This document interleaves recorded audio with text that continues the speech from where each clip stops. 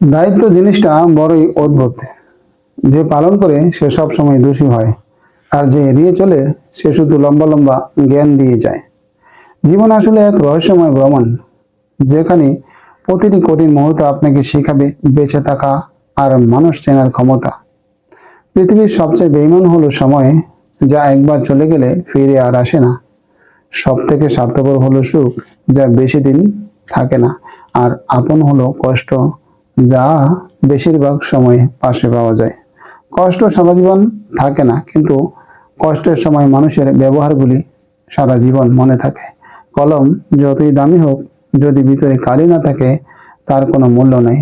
তেমনি যে যত বড় উচ্চ শিক্ষিত হোক, তার যদি মনুষ্যত্ববোধ না থাকে, সে শিক্ষাই মূল্যহীন। এই ছোট্ট জীবনে যা কিছু শিখলাম, সম্পর্ক রাখো সবার সাথে, কিন্তু কারো কাছ থেকে কোনো কিছু আশা করো না। ধন্যবাদ সবাইকে। আসসালামু আলাইকুম ওয়া রাহমাতুল্লাহি ওয়া বারাকাতুহু।